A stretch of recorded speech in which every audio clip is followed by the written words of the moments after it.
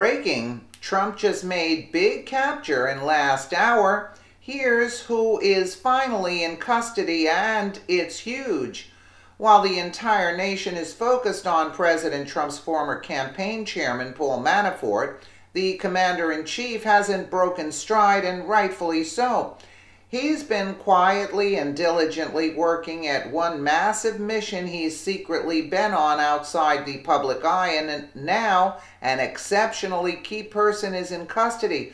It's fair to say that from here, things are about to get really bad for certain people who have already been under a heaping dose of scrutiny. Now their secrets are seconds from coming out in interrogation as long-awaited justice is finally within reach. There have been some massive scandals in our country over the last couple of years, none of which have Trump at the center of them, despite what liberals would love to say. Among the most devastating have left a number of people dead, and had we not elected someone like Trump as president, they may have been forgotten. Hillary Clinton has been tied to a lot of sudden and suspicious deaths stemming from what people knew and were insistent on exposing about her. She abides by the philosophy that dead men don't talk, which have spared her a lot of criminal charges until now. There are those out there with blood on their hands who have done Hillary's dirty work, and now one of the most important people who have had a key role in her biggest scandal is now in custody. CBS News reports U.S. officials say Special Operations Forces have captured a key militant in the 2012 Benghazi attacks on a U.S. consulate that left 4 Americans dead. CBS News national security correspondent David Martin confirms a U.S. official identified the suspect as Mustafa al-Imam. Martin reports the commandos captured the man in Libya just before midnight local time on Sunday and are transporting him back to the U.S. Officials told the Associated Press the suspect is in custody of the Department of Justice and is expected to arrive within the next 2 days on a military plane, according to one of the officials. The officials said the mission was approved by President Donald Trump and done in coordination with Libya's internationally recognized government. The officials, who weren't authorized to speak publicly to the matter and demanded anonymity, would not say where exactly he was captured. The 2012 assault killed Ambassador Chris Stevens, U.S. State Department computer expert Sean Smith, and CIA contractors Glenn Doherty and Tyrone Woods. Had it not been for Trump in office, the victims of Benghazi would have had no chance at justice, since Hillary would have swept the attack under the rug to protect herself and cover her actions that led to this punishing attack.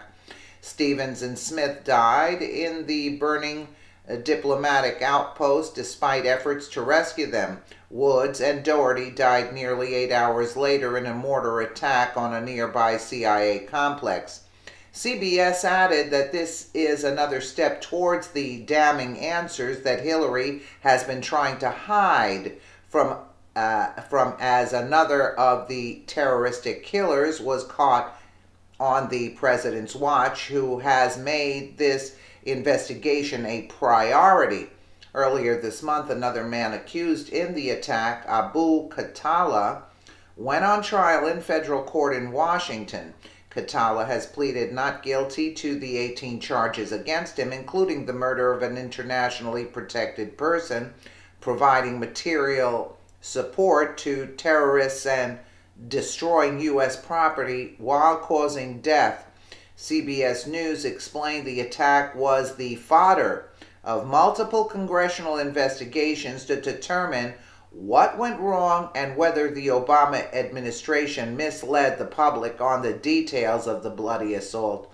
You think maybe? Oh, isn't he precious?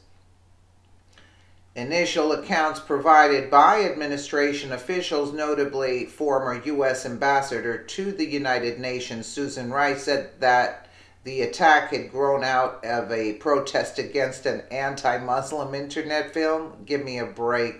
Later, the administration said it was a planned terrorist attack. A 2-year investigation by a House Benghazi committee focused heavily on Clinton's role and whether security at the compounds and the response to the attack was sufficient, which it wasn't. It was the Benghazi probe that revealed Clinton used a private email server for government work, prompting an FBI investigation that proved to be an albatross in her presidential campaign. This comes at the start of a new week for Hillary, who had a particularly rough week when her crimes stacking up against her, particularly after she was suspected in the death of another victim in the ever-increasing body count covered in her fingerprints. Information hounds have their paws deep in the dirt as they dig up ghosts of Hillary Clinton's past and search for any and all evidence linking her to the death of a prominent figure in American history. Truth seekers look for evidence that could lead to her to be indicted and incarceration, but those who seek are coming up with mixed results. The hottest trending controversial conspiracy slithers back into relevancy in the wake of JFK's classified files being released. Even though numerous items were redacted, this theory plots Hillary Clinton against JFK Jr. and suggests that she's directly or indirectly responsible for the plane crash that left JFK Jr. and 2 others dead, thus paving the way for Clinton to win an easy seat in the Senate and further her career. Absolutely, that's it. Look back to 1999, when numerous New York residents fancied JFK Jr., the front-runner in the Senate election. He would have won hands down. Taking place in the year 2000, a young charismatic man like his father, JFK Jr., would have had an easy victory over Hillary if he had run for Senate in 2000, but any possibility of him entering into the election was halted midair with the crash of the aircraft he was in. A midnight flight and an unfortunate demise of a budding personality who could have carried on the legacy of his father had it not been for that harrowing flight that ended it all. Many sources say JFK Jr. was not 100% set on running for the Senate, but if he did, it would have been an overwhelming victory. Sources like your Newswire point to Hillary Clinton as the reason JFK Jr.'s plane exploded and crashed. The website suggests that Hillary had no intention of returning to Arkansas, and her only goal was to win a seat in the New York Senate, no matter what it took. The sources allows readers to believe, without truly saying so, that Hillary Clinton was responsible for the murder of JFK Jr., based on details of the event in which it's believed that JFK Jr. was flying the plane in the nighttime as he had called the radio tower for something, then randomly exploded. One has to wonder what caused that explosion.